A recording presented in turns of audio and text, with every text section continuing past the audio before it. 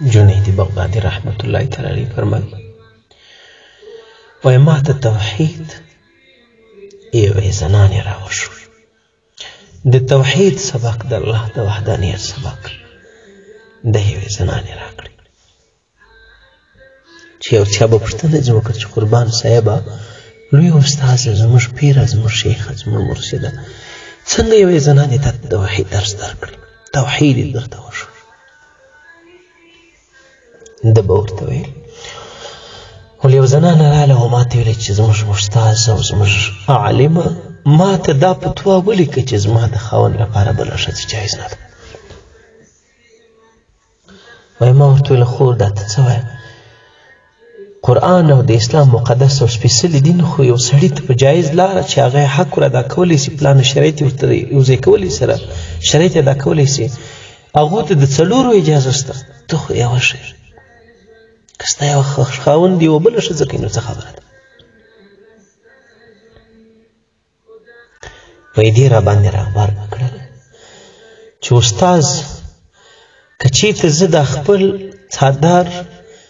او لوپټه یا هغه بورکا ورته وایست یا چادر نماز ورته وایست یا بوغره ورته وایست یا چادري تاسو ورته وایست چې ورته وایست که زه دا له مخه ایسته کړم او زه تا ته خپله سکه وښیم ته به خپله په دې مجبوره سي چې د چا سره دغه شانتې غوندې ښځه وي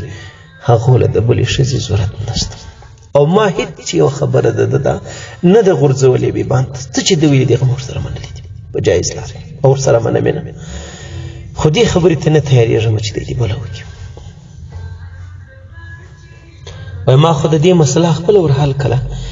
خو سوچ او ذهن مې دې ته ولاړی چې د یوې ښځې په خپل ناز او په خپل کمال باندې دونه غرور مني دونه فخر یې ورته په حاصل وي دونه په اعتماد چې هغه بله ښځه نه مني خاوند کې نو د الله نه ښایسته څوک شته هغه دا ومني چې په شریک ورسره اوسو د الله رب العزت نه کمالداره څوک شته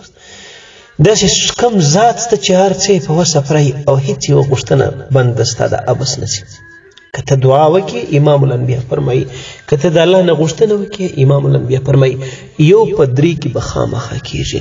یوه دا چې مخامخ هغه ډایرکټ غوښتنه دي الله پوره کړي دا نه نو تا غوښتنه د دې کړې چې خدای یو موټر خو راکړي خو ستا پښې مړندېدلې ستا پښې ګوډېدلې په تا باندې د ابلیج مرض راتلی په تاسې دغسې ستړې راتلله چې لس واره نه لکونه واره در هغه در موټر دغه تا له غوره و بهتروله چې په تا دا ستړې رانسي الله دې د دې دعا په بدله کې تا دغه ستړې بچاو کړي دا دې خدای دغه رد بلا یې وګرځول د هغه په خوله کې دا دعا ورکړه دریم الله رب العزت به دې په ورځ د آخرت د دې اجر درکړي داسې اجر چې ته به ارمان وکړي چې کاش یوه دوهم په دعا کې نه وای قبله سي ما چې دې خبرو ته ذهن ولاړی چې د الله نه احسن څوک دی د الله نه ښایسته څوک دی او د الله نه کمالداره څوک دی د الله نه هغه څوک ذات دی چې پوره قوت ورسره او هغه چېرته به شریک ومني چې د یوې ښځې د ادنا دغه حال دی په خپل حسن یې دومره ناز دی او علما هم فرمایي د الله د توحید مثال له دې نه معلومیږي یو کمزوری عاجزه انسان یعنی خاوند د ښځې هغه دا قبلوي چې په دې ښځه کې د بل څوک هم ورسره شریک شي یو سړی چې عقل او پوهه او یو څه نه څه سمج ولري هغه هېڅکله دا نه برداشي او دا نه قبلوي چې د هغو په ښځه د بل څوک سره شریک او دارنګه مال راواخلي مال ستا دا خوښه ده د چا به هم دا خوښه چې د هغه په 10 روپۍ سرمایه یا د هغه په ځمکه یا د هغه په جایداد بل څوک سره شي تاسو نه ګوري چې دا ورونو سره پروژې دا پلار زوی چې نن ګوتې په خوله کې ستا اچولی د څه شي په وجه د اکاګانو قریبانو ورونو ورېرونو پلانو بستان سره پروژلي پر چش باندې وژني زما قدرمنو مسلمانانو چې ستا دا نه ده خوښه ستا په مال ستا سره څوک ګډه شي او مال خو هم دونه شی نه دی د دې ښځې دې ته به هېڅوک هم تیار نه شي څه نه څه مزغه یې په سر کې د انسان فطرت دا دی چې هغه دا نه خوښوي چې په ښځه دې بل څوک سره لري د ده په ښځه دې بل څوک ګوتې وهي لاس ته وروړي ولې انسانه ته دونه عاجز یې ښځه نه تا پیدا کړې ده نه دې ستا